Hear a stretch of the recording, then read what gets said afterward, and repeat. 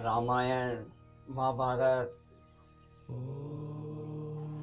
श्री कृष्ण गीता, उन्होंने इतना ज्ञान लोगों को दिया, हम सबको दिया, और ज्ञान की बहुत सारी बातें दी। लेकिन बहुत सारे विचारक ऐसे हुए जिन्होंने अपने सुविचार भी लिखे, क्योंकि उन्होंने अपने अनुभवों से लिखा था, और वो भी प्रेरणादायी हैं।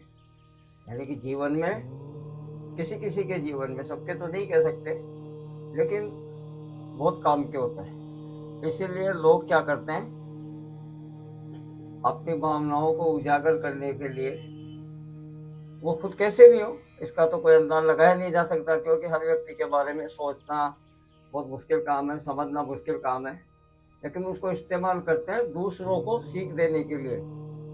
और दूसरों को सीख कैसे दी जाती है, क्योंकि आजकल प्रचलन है मोबाइल का, तो जैसे मोबाइल पे स्टेटस लगा ले उन विचारों में से किसी का, वो स्टेटस लगाते हैं तो ये बात उनके दिमाग में नहीं होती है कि जो स्टेटस हम इस्तेमाल कर रहे हैं वो हमारे पे खुद पे भी लागू है।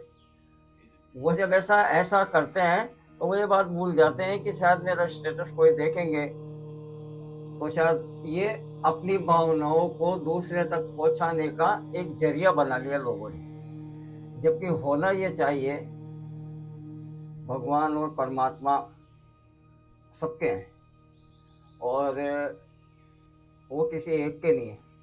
जबकि विचारकों ने एक बात लिखी बहुत अच्छी है, वो समझने की बात है कि जो सबका है वो किसी एक का नहीं हो सकता, और जो किसी एक का है वो सबका बिल्कुल नहीं हो सकता। इसमें तो कोई दो राय नहीं है। तो मैंने पहले भी एक बार कहा था कि झुकना व्यक्ति को सीखना चाहिए। झुकना इसलिए सीखना चाहिए कि वास्तव में झुकने से व्यक्ति पाता है। और विचारकों की अपनी एक वो है, इसी में भ्रांतियां हो जाती है। भ्रांतियां यूं हो जाती है कि बहुत सारे विचारक कहते हैं, उसको विचारों में लिखा गया कि अपनों के आगे झुक जाना चाहिए। ठीक इसके विपरीत जो अपने हैं वो झुकाते ही क्यों हैं?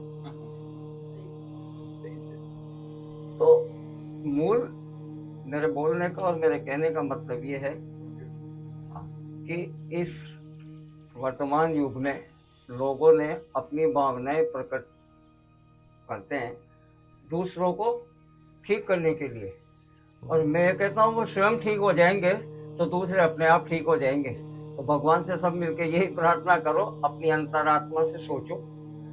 अंतरात्मा अवश्य ये बात बोलती है, मैं सत्य पे हूँ या असत्य पे। हम कोई भी गलत काम करते हैं तो हमारी अंतरात्मा ये कहने लगती है कि ये गलत है, लेकिन फिर भी हम करते हैं अपने निजी स्वार्थ के लिए।